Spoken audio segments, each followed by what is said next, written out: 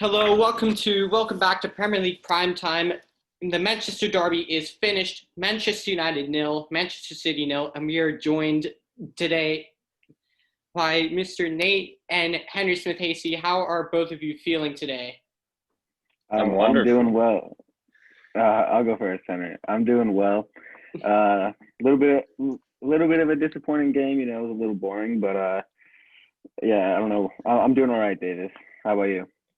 I'm doing all right. Let's get right into this. Manchester City nil, Manchester United nil. And I would say a bit fortunate from United to get out of jail there. Kind of disappointing on the Manchester United fan part. After a very disappointing week, especially what happened with Leipzig, with RB Leipzig, hoping to bounce back, and there really wasn't a bounce today. Starting with you, Nate, what did you make of today's performance by Manchester United? I mean, if someone had told me yesterday that we weren't going to lose, I think maybe that's not a bad result. But after seeing the game, I don't think Manchester City had that great of a game. They didn't have too many chances. I thought we did all right, but we just, like you were saying before, there's no creativity up top. We never really looked too dangerous. I think we had one shot on target in the second half. I mean, it was hard to watch, but I guess in the overall scheme of things, it's not a terrible result. I think you put it well there. It isn't a terrible result. I mean, probably rather disappointing. But Henry, going over to what did you make of the game today? I was quite disappointed, honestly. I was looking for more of a bounce from the result in midweek. Obviously, hugely disappointing. And I thought they started well. They were pressing really high, and I think that kind of killed them later in the game. You could see at the end they were walking around like they had no energy left, and only making one substitution was probably not the best thing to do. But in the end, I'll take a 0-0 draw against City in the grand scheme of the season. But I was personally looking for more attacking flair and energy, and it was disappointing. I thought that Pogba showed a bit more defensive will today, which is good to see, but Rashford didn't look on the top of his game. So yeah.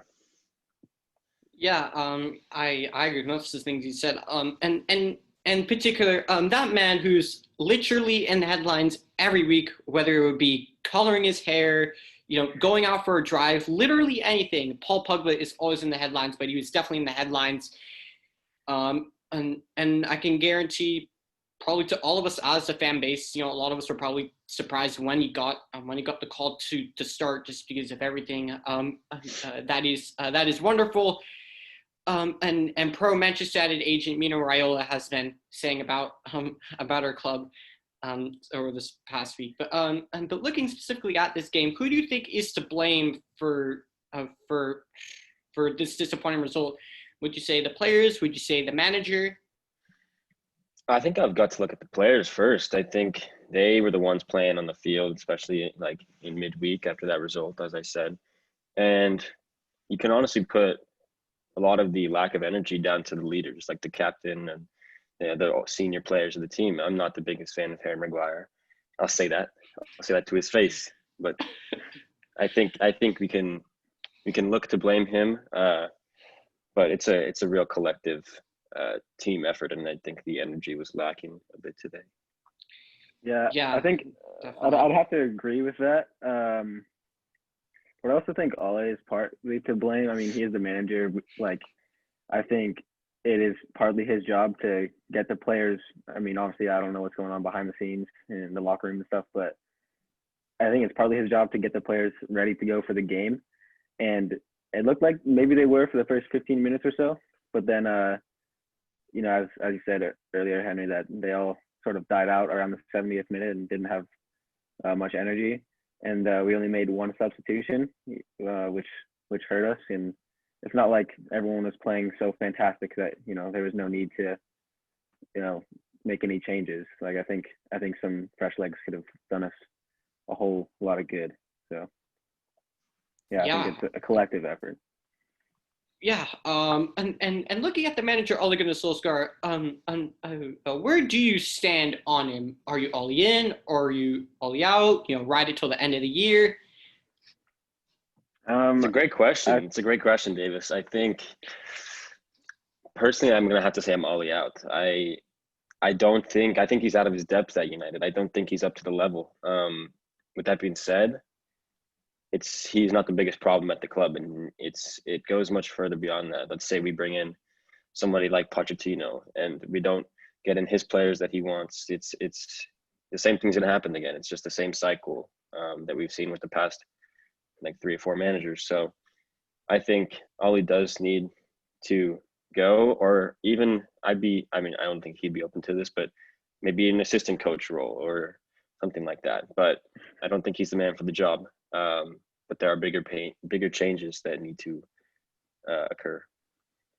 yeah, I mean, Yeah. that assistant coach role is never going to happen. I mean, no one's going to accept a demotion like that. But I'd love to see that though. That'd be great. Yeah, it would. Yeah, but kind of like Duncan it's not Ferguson at realistic. Everton was. Like he was interim. Kind of did what Ole did. Kind of got the spirits up, and then when Ancelotti came in, he's like, yeah, I'll just stay on as assistant. Yeah. Yeah. And Nate, going over to you, what are your thoughts on the manager? Kind of a similar story. I mean, of course, in the beginning of his time at United, he was fantastic, and while he was interim manager, we were basically undefeated, which was great, and everyone was, fully always at the wheel. But the past few seasons, I mean, we did end up finishing third last year, but it wasn't a great year. Like couldn't even win the Europa League, which is pretty disappointing. And then now to be knocked out of the Champions League like that, I mean, to lose to Istanbul Başakşehir 2-1, I mean, like that's so disappointing. And yeah, I don't know. I like Ole as a guy, but I do think he's a bit. I don't think he's up to the job of being Manchester United manager. Yeah. Yeah. I mean, my stance is kind of the same with you. I mean, this is not the Ole out show, but I mean, I think Henry, you pointed out perfectly. I mean, it's as simple as Ole's a problem, but he's not the biggest problem. I mean, it's just. I mean, this is now what season 4 of the Manchester United post Fergie managers. Season 1 was Moyes, season 2 is Van Gaal, and and then it was Mourinho. Now it's Ole Gunnar Solskjaer. He wanted players in the summer. He said wanted Jadon Sancho, Upamecano. I think he wanted Reguilon as well, and Grealish, and he got none of them. And of course, and that problem goes right back to the board, who are just so wonderful in every single way. How they just love to back our club. I know they care a lot about the club, but yeah, it wasn't good enough. It really hasn't been a good week. And last thing before the player ratings, we started talking about Harry Maguire. Do you think he should be stripped of the captaincy, and who should get the captaincy if he was stripped of it? I think it's quite obvious who should get it. I think, my main man, Bruno Fernandez, should be the captain. However, I think stripping Harry Maguire of the captaincy mid-season or after a bad couple of games would just cause more problems. So I don't think that's the best course of action as of right now. I think at the end of the season, or if a new manager comes in, then that should be done. But that's going to be causing, media stories, and then it's going to be problems amongst the players on the team. And I think Bruno leads by example anyway. He doesn't really need that armband on, but I am not in favor of Harry Maguire being the long-term captain of our football club. Yeah, I think I'd have to agree because, I mean, yeah, I think it's fair to say, I think a lot of people would agree that Harry Maguire should not be the captain. And I think that Bruno Fernandez is probably the best option, but like in reality, like I take anyone over Harry Maguire. Like De Gea should be captain. I think Rashford should be the captain. Like any of them, Bruno Fernandez is probably the best option. But I mean, if you want to give it to someone who's been serving at the club for a long period of time, Bruno's only been here for less than a year, so there are some reasons why he would not be the best option. Yeah, and I'm not only seeing that, like the obvious options to give the captaincy to, but just to look at it from like a broader cold daylight of things. And yeah, I mean Nate, you're spot on. It's not just who also leads on the pitch. I mean people who've been at the club long enough. Bruno Fernandez has only been here for I don't know slightly less than a year, and the second he come in, he already knows what it means to play for the club. He's that kind of player who's going to galvanize everybody together. And hey, look, Ole Gunnar Solskjaer didn't give Maguire the captaincy in January for a reason. Yeah, sure, you may not be the best on the pitch, but maybe he's the one, I don't know, doing things in the dressing room. Maybe he's the one, organizing all, I don't know, the off-field parties. Maybe he's the one, I don't know, like having all the team dinners at his place. Who knows? Yeah. I see that. I can see how he could be like a decent captain off the field, but when the weekend comes around and he costs us 3 points, like 50% of the time, that's not acceptable in my book. He doesn't breathe confidence into the rest of the team, and I think that's something important that a captain must do. Yeah, 100%. And I know every time in his post game interviews, like he always says we. He always says we were not good enough. We were this. We were that. If that were Roy Keane, he'd either be taking that full hand responsibility, or he would have said this guy costed the game. He's not good enough. But knowing Roy Keane, he would probably have lack of any sympathy for anyone. Right. I think there's a very fine balance you have to find, and Roy Keane's probably the extreme, and I think you have to find somewhere in the middle ground to be that also like strong enforcer but like group leader. Yeah, definitely, 100%. All right, are you guys ready to jump right into these player ratings? Let's do it. Starting off between the sticks, David De Gea. Didn't have a lot to do today, but Nate, I'll start with you. What are you saying for David De Gea? Obviously he kept a clean sheet. I think Manchester City only had 2 shots on target, so he didn't have to do too much. No. He made a decent save at the end versus Rodri's shot that was probably going to go into the bottom corner. It was kind of a weak shot, but he did make the save. He did everything that was asked of him, so I'd probably give him around 7.8, 7.9 rating. All right. Henry, what are you thinking for David De Gea? I think I concur with Nate. I think I'm going to have to go with a 7. I think he had 1 or 2 dodgy kicks from the back that I remember kind of went to nobody and didn't look great. But overall, didn't really have to do much. Made a couple of decent saves and kept the ball moving a little bit at the back. So I'll go 7 out of 10. Yeah, and I would probably go slightly less than that. I'd probably go 6. As both of you said, it was a pretty average performance from David De Gea. Not just bad. It was just average, meaning he didn't have a lot to do. He did make that decent save from Rodri. Oh, and which, by the way, do you guys get the hype with Rodri? Because I really don't. I honestly don't. And no disrespect to Rodri, but he's kind of like a Spanish Jordan Henderson, honestly. I really don't get the hype with Rodri.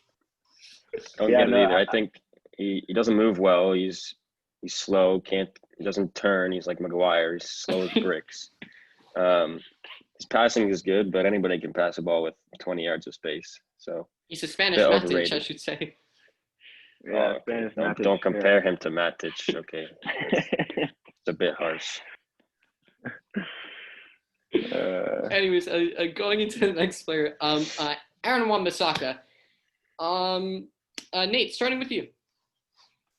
I thought Aaron was kind of off of his game today. He made a few decent blocks off crosses, but I feel like that's kind of the bare minimum for him now because he's set his expectations so high, being so doing so well, the past 2 seasons or season and a half. He got absolutely done by Raheem Sterling in the first half, and Sterling almost scored, which was a scary one. I was petrified. he slid like out of bounds after Sterling cut back, but he slid on back to Crystal Palace on that one. yeah, that's fair to say. Yeah, no, I think he was average. Always looks a bit awkward on the ball. That's something he needs to work on, of course. I think I'll give him around a 6 out of 10, 6.5. Henry, what are you saying for Mr. AWB? I thought he was decent. He obviously, struggles going forward. I think that is frustrating for times at fans, and I'm sure it's frustrating for his teammates as well. But other than that, one little mishap he had with Sterling, he had him in his pocket the rest of the game. So, but like Nate said, we've come to expect things like that. So I think I'm going to go with the average performance with a 6 out of 10. All right. Yeah, I agree with Henry. What Henry said. I think Wan-Bissaka, apart from getting absolutely done by Raheem Sterling in the first half on that one thing, I mean, he looked fairly comfortable going forward. Yeah, we all know he struggled. He very much struggles. He's definitely not. He definitely could be molded into a modern day fullback, but as of right now, he isn't. Just his inability to get forward, just. I know that everybody compares him with Trent Alexander-Arnold. Trent Alexander-Arnold, we know, is brilliant. It's brilliant going forward, but defensively, he's not as great. But Wan-Bissaka is kind of like the reverse of it. But yeah, I thought he had a decent game today. Average. Yeah, I'd go with the 6. I thought he was all right today. Anyways, oh dear. Getting into our wonderful center back partnership. We'll start with Victor the Vacuum. Nate, what are you getting Lindelof for today? All right. Yeah, I mean, I know that's your nickname for him, and I can definitely see where you got it from. He's just not good enough. I thought, he didn't make any huge mistakes today, which I guess is, at this hour, a good sign. But the fact that we have to say that, like it's good because they didn't cost us a goal is pretty disappointing. But yeah, I mean, he was average. They didn't really do anything. So I think I'll probably give him around a 5.5 out of 10. All right, Henry, what are you saying for Victor Lindelof for today? It's funny because I used to be a huge Lindelof supporter, and I have lost all faith in him. I think he looks technically worse than he did when he came. I think he looks, every time he gets the ball, I have a heart attack because I think he's going to give it away. He doesn't look confident at the moment. Obviously, I think he's been struggling with some back injuries and hasn't really had a chance to fully recover, seems like. But no, he's struggling at the moment. Didn't make any costly errors today, but some errant passes and doesn't look like a confident player and doesn't give the players ahead of him confidence. So I think it's a worrying, and it's definitely a position of need for Man U. So I'll give him a 4.5 out of 10 for today. Yeah. Again, Victor Lindelof.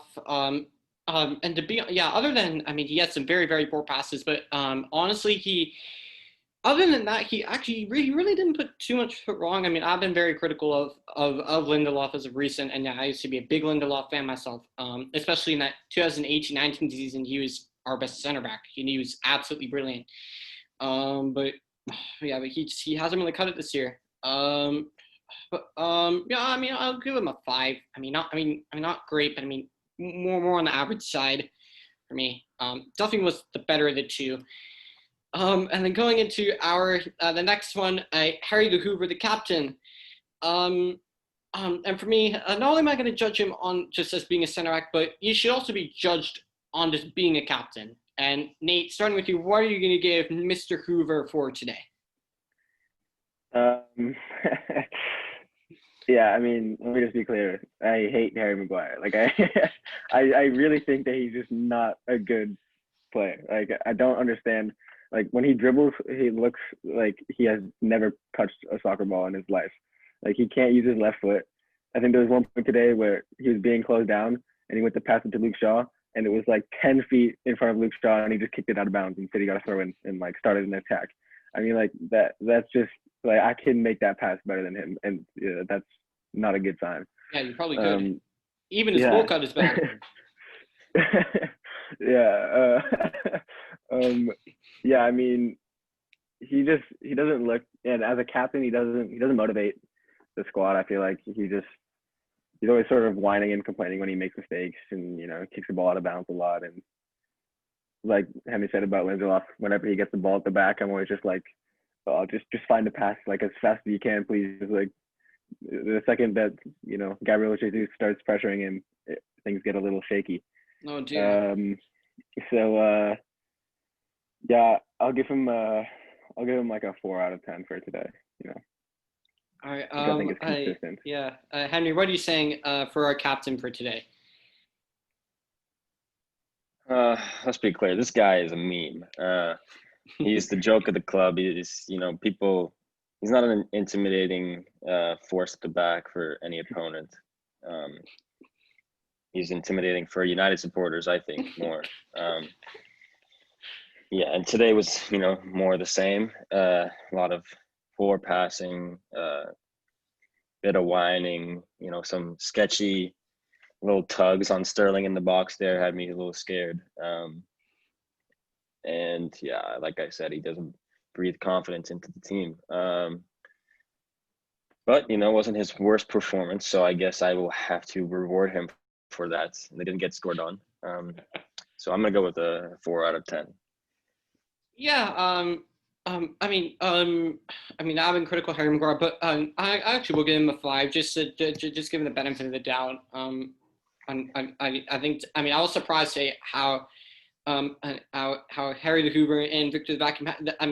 They were all right today. They were actually all right. I was surprised. I was very surprised, especially after that Leipzig game. Very, very surprised how both of them were actually able to do okay together, considering the fact how we were up against Raheem Sterling and Gabriel Jesus, who have loads of pace. So I thought, oh crud, here we go again. Yeah. He did all right today. I'll give him a 5.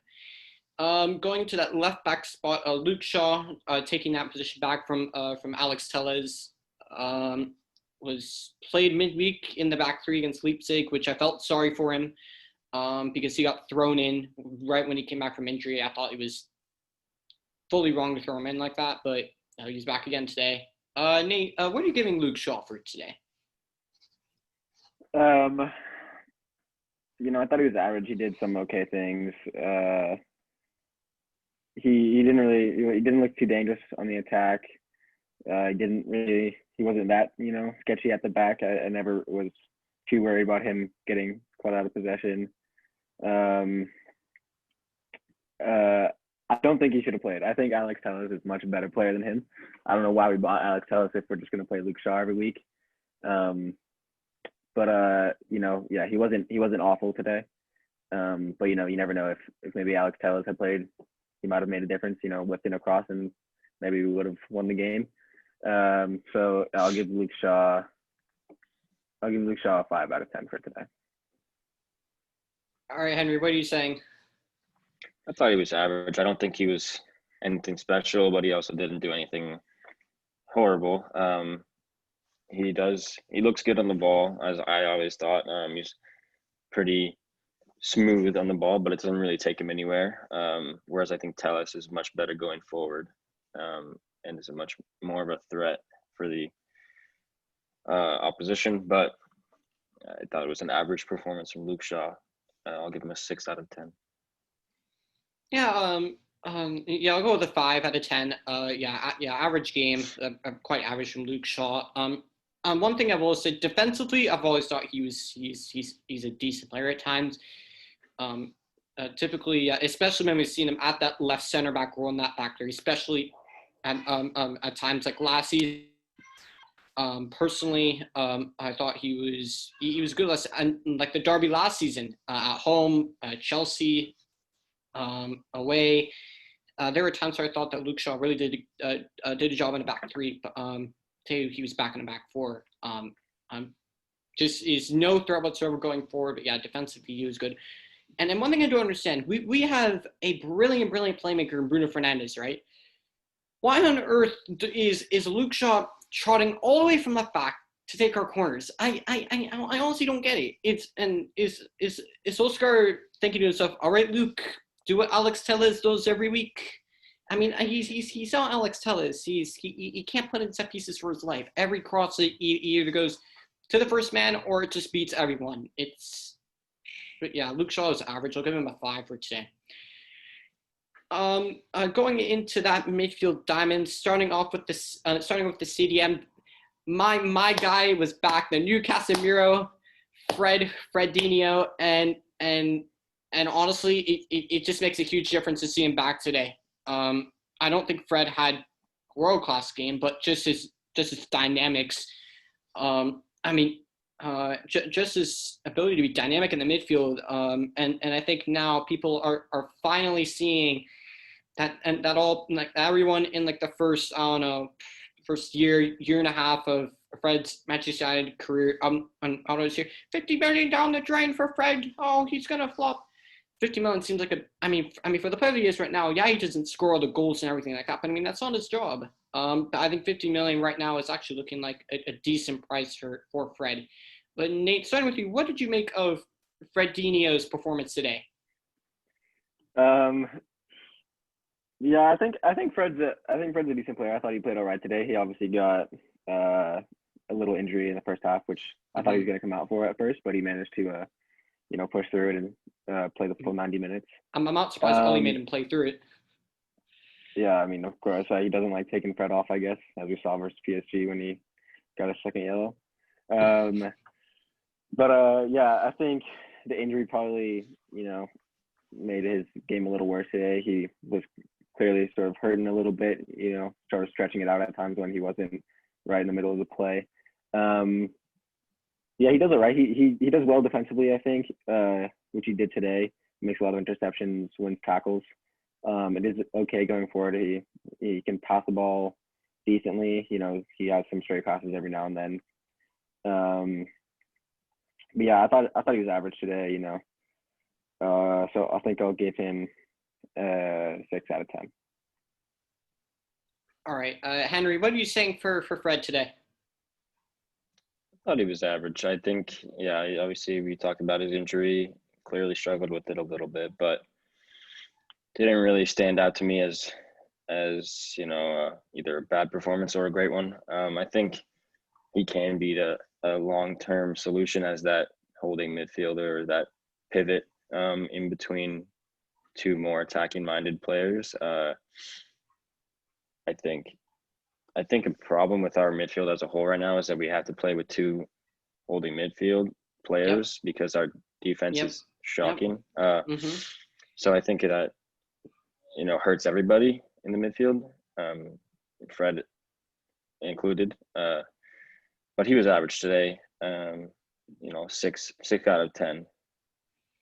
Yeah, and yeah, as you said it, yeah, the system sometimes hurts Fred because again, and that's literally my exact reason why I give them the nicknames that they do. Victor the Vacuum and Harry the Hoover. They literally suck everyone in, and it hurts Fred in the process. But yeah, I thought it was an all right game from Fred. I'm actually going to give him a 7 because playing through the injury must be difficult, and knowing Ole Gunnar Solskjaer, he's probably not going to take you off.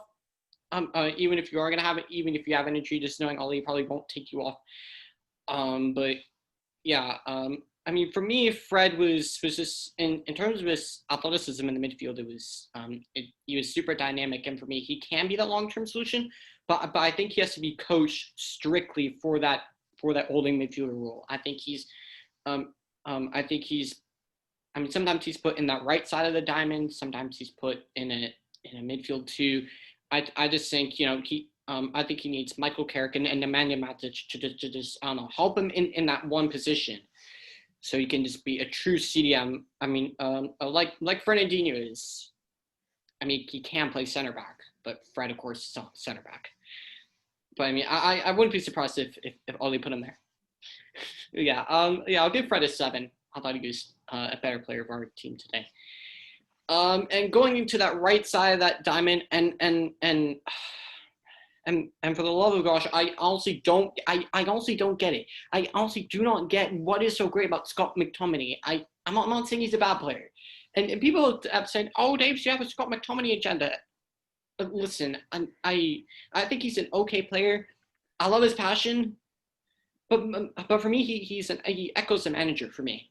I thought at times McTominay was okay today. He made some decent passes. He did a couple, cheeky step overs, which I was like, "Ooh, Scotty, where are you getting those on?" But yeah, Nate, what are you giving a mixed sauce for today? Yeah, I thought he was kind of subpar today. He made some terrible passes, just giving the ball away in our defensive half, which obviously leads to a dangerous attack from City with the pace they have. He made some good tackles though to stop some of those counterattacks from City. He's all right. He's not overall the past few weeks. He's not been good. And for some reason, Ole Gunnar Solskjaer just doesn't want to take him out and put Donny van de Beek in, which doesn't make any sense to me because I think Free Donny. Free Donny for real. Free him. He deserves some playing time. He deserves the minutes. He's been great so far. I think even versus Leipzig when he came on in the second half, he clearly changed the game. He's everywhere players when he's on the field. Yeah, and he always makes a big impact. And you can't always say the same about Scott McTominay. I think he's an average player. I think he had an average performance today. Maybe slightly subpar today. So I'll give him a 4.5 out of 10. All right. Henry, what are you saying for Scott McTominay? I thought he was poor today. I used to be a big Scotty fan, but his technique lets me down sometimes. I think his passing was very poor. Yes, he puts in a tackle here and there, but you'd expect that out of a holding midfield player. I think that's kind of the bare minimum. The rule is designed to win the ball back and give it to your own team and not give it right back to the other team. I love his passion, but I think we can find somebody better for that job. And today, I'll give him he was pretty poor today. I'm gonna give him a 4 out of 10. Yeah, I agree with both of you. Yeah, I'll give him a 4 as well. So many times I just see him just sloppy giveaways, and I've heard people say he's dynamic. Yeah, he really isn't that dynamic. I mean, we saw it today, and we saw it in when I had a heart attack when I saw that back three. The back five, and then I saw Matic and McTominay parked in front, and I just thought, oh no, here we go. Oh dear. Yeah, he was poor today. McTominay, yeah, he gets a 4. And going into the most controversial starting pick of today, Paul Pogba. I thought Paul Pogba was probably arguably our best player on the pitch. Defensively, I thought he was good. Yeah, he made a couple poor passes. He definitely tried to drive forward. But Nate, what are you giving Mr. PP for today? I thought Pogba was. I thought he did decent today. I think he looks a bit out of place on the left hand side because obviously he's not a left midfielder. And I think we would have been better off playing a more central diamond with Rashford and Greenwood as two strikers. So I'm not a huge fan of putting Pogba out there on the left because he just, he doesn't have the pace. So, there's one point where he won the ball and he had space in front of him, and if that was, Rashford out there, he would have been off to the races. And Pogba just doesn't have the ability to do that. He's, his legs are too heavy, I guess. But yeah, he showed a good defensive work rate, tracking back, and looked like he actually tried and was out there today to make a difference and do something. Obviously he didn't make a huge difference, didn't have an impact. Wasn't involved in anything too monumental. But yeah, I thought he worked hard today. Didn't do anything bad. So I'll give him a 6.5 out of 10. All right. Henry, what are you saying for Paul Pogba for today? He was okay. I thought he did show a bit more desire for the team. I thought defensively he was decent, but didn't really show us a whole lot going forward. And I think partly is because he was out there on the left for most of the game. It just goes to show all he's so indecisive and insecure about his formation that he just literally doesn't even know what formation to choose, what players to put in what positions, changes it every week. Pug was okay. I think he's the cancer of the locker room right now. I think it's not a good culture, and I think he's a big part of that, probably the biggest part of that. I'd love to see him go. Honestly, I think people always say, well, we know the quality that Pogba has on his day. I don't know the quality that Pogba has on his day. I've seen it probably once or twice. He's never really been consistent, and he has flashes, but I haven't seen it all this season. And I think it's best for him to go. If that's in January, then fine, but they need to replace him. That's for sure. But today he was, I agree, probably one of our better players. I'd go with a 6.5 out of 10. Yeah. And for the Pogba thing, and look, I've backed this guy for longer than anyone. Like, people are saying Pogba's a virus, Pogba's this, Pogba's that, and everybody would always be criticizing Paul Pogba. And people would, and it would just be the foreign player bias over and over and over again. But now I actually am starting to get it. And the problem is that he lets his agent, he lets Mino say all these things about Man United. He lets him slag off Ole Gunnar Solskjaer, and it doesn't look good on him. And the fact how Pogba doesn't say anything, and how he's always flirting with Real Madrid all the time, saying he wants a new challenge. It'd be a dream for anyone to. Honestly, apart from Eden Hazard, I haven't seen a player flirt that much with any club. He may as well he may as well marry Florentino Perez at this point. I'm not even joking. He may as well go, and then him and Real Madrid can have a happy life together. Honestly, but yeah, today he was one of our better players today. I'll give him a 7. I'll give him the benefit of the doubt for today. And through the middle, and at the number 10, our main man, our talisman, who every game tries to grab the game by the scruff of the neck, Bruno Fernandez. Nate, I'll start with you. Yeah, I think the past 10 months or so, Bruno Fernandez has obviously been our best player in almost every game. I don't know if I could say the same today. I don't think he was poor. But obviously he didn't do anything. I feel like with Bruno Fernandez, you kind of expect at least a goal or an assist every game, and that didn't come today. I think there was one point where in a span of about 5 minutes, he got past the ball twice and had 2 terrible touches and lost the ball, which is unlike him. But I think that even the commentator at one point jokingly said, "Oh, that Bruno Fernandez, he's overrated." And I heard that, and I was like, "What are you on?" He was joking, but for a minute I was "What?"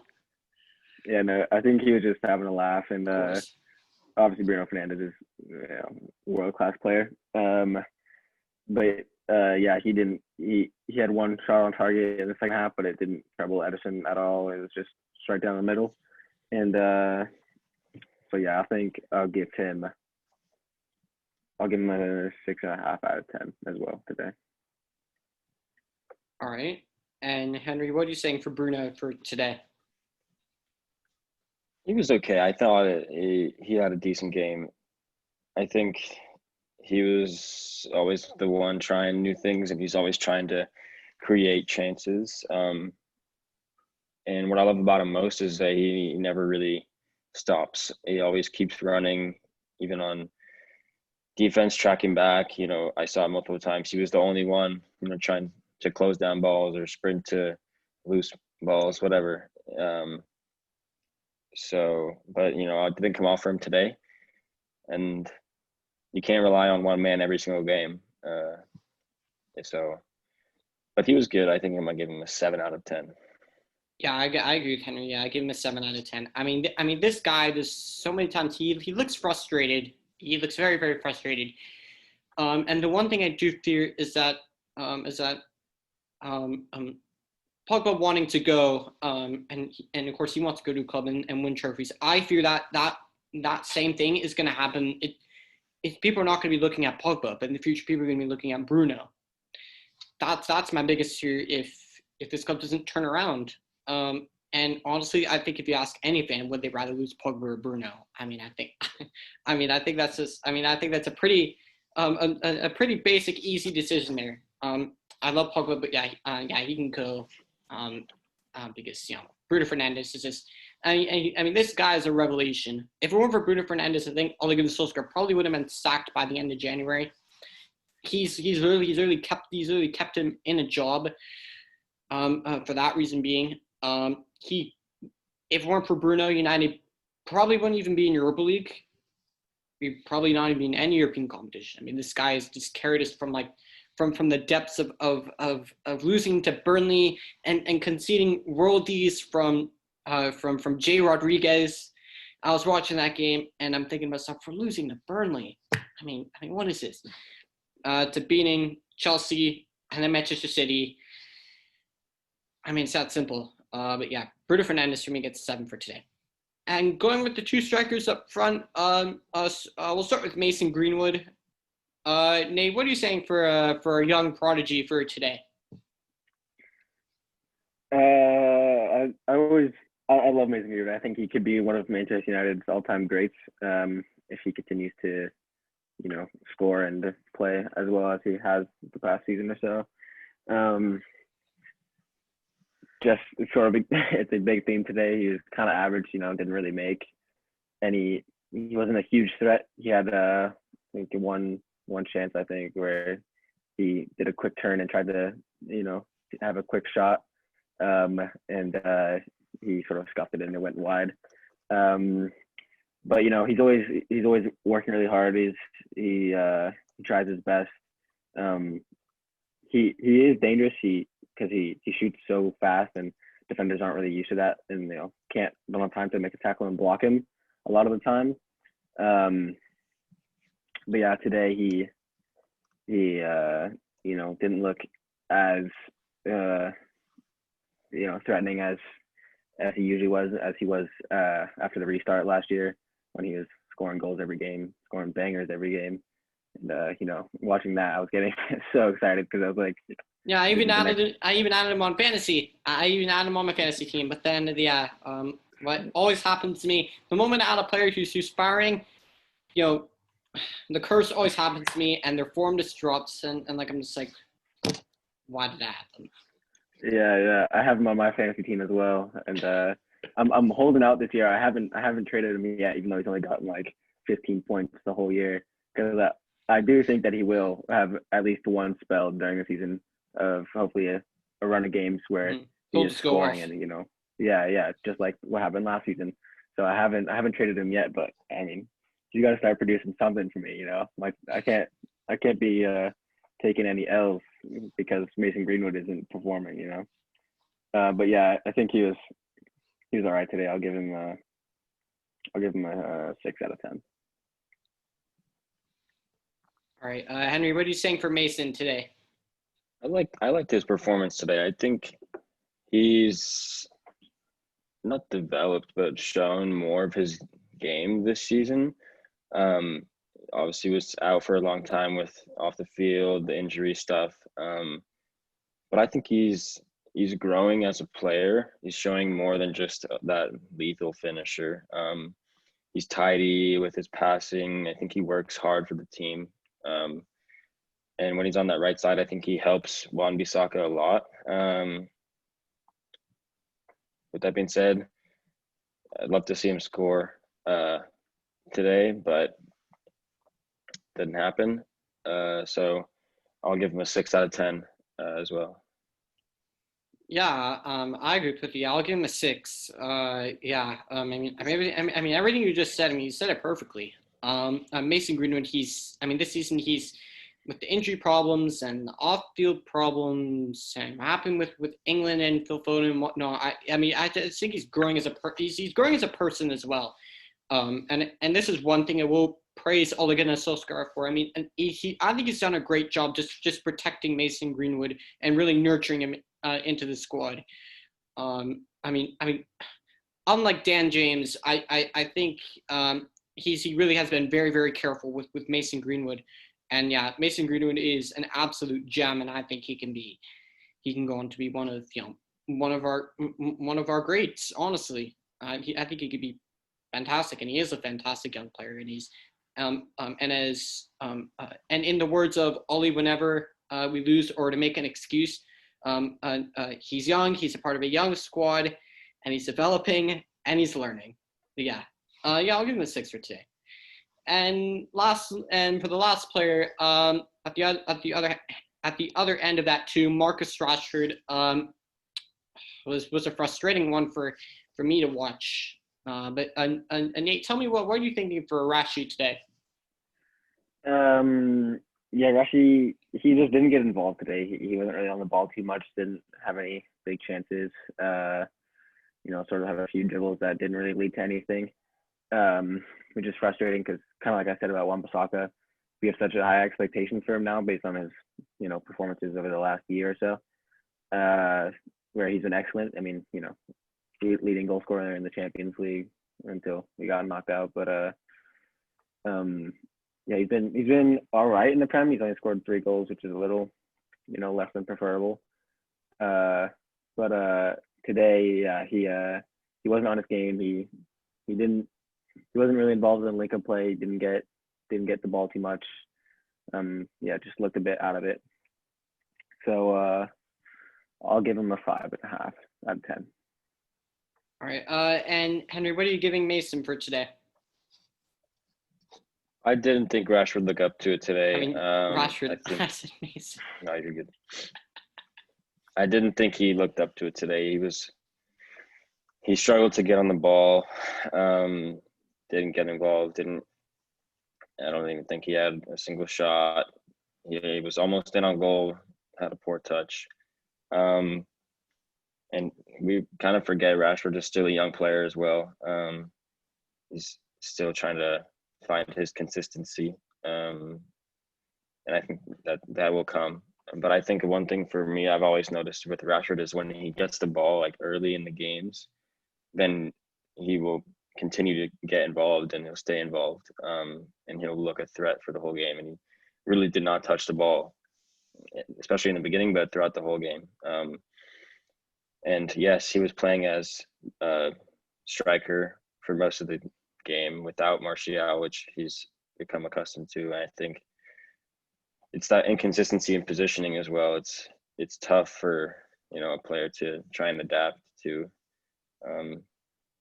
But yeah, I think he could have done better today, so I'll give him 5 out of 10. I'll go smack between the middle of both your ratings. I'm gonna go with a 5.5. Rashford was, he was frustrating to watch today. I definitely did see him trying to make runs. Almost won that penalty, but guaranteed. But guaranteed, if he had won that penalty and we had scored it, of course that would have been hearing, Chester United all over again. Oh, VAR this, VAR that. I would have heard all the crap about VAR all over again. And who cares? I would have taken the penalty. Oh, of course, You can chat shit, but we'll take 3 points. Yeah, but honestly, obviously he's offside. So the moment the referee pointed this out, I was like, yes, let's go, gets in, and then of course saw the ref go, was like, oh crap, here we go. And then the Yeah. ref blew for offsides. I'm just like, come on. Yeah. Marcus Rashford. I almost wanted to pen. At times, you'd make good runs at times, but yeah, it really wasn't. And John Stones for once was actually impressive today, which was actually surprising and which actually kind of scared me, because I mean when I saw John Stones, I'm thinking, oh, we have a chance here, but John Stones was actually on point, so it's like, oh crap, like what's with John Stones? Has he actually learned how to play, and has he actually learned how to defend? Unlike England's supposed best center back, Harry the Hoover, but. Yeah, it was frustrating to see him play today. Yeah, I'll give him a 5.5.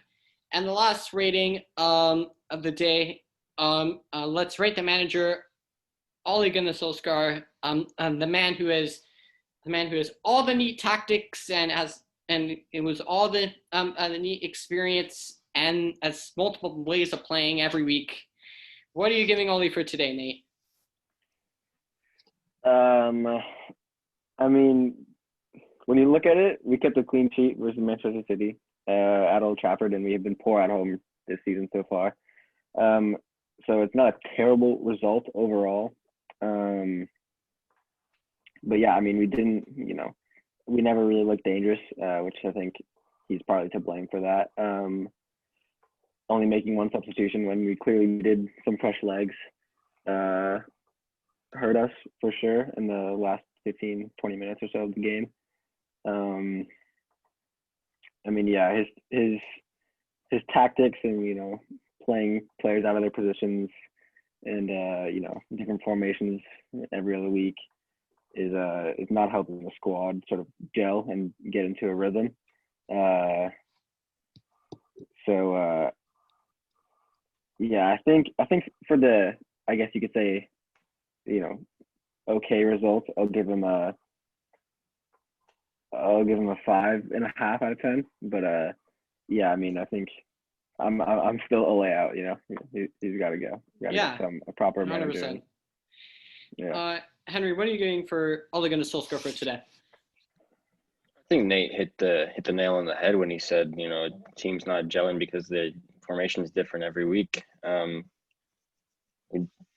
He doesn't know what his best lineup is. Doesn't know what his best formation is. And yeah, I think we did keep a clean sheet at home, which is an improvement on this season's performances. But yeah, poor formation selection I thought today, and poor substituting. So I'll give him a 5 out of 10. What formation do you think he should have gone with today? Because now he kind of mixes it around between the three formations. It's honestly as if Ole writes the three formations on a piece of paper, throws them into a hat, closes his eyes, and goes, "What formation am I going to go with today? Oh, we're going with the back five today. All right, here you go. We'll set up in that back five."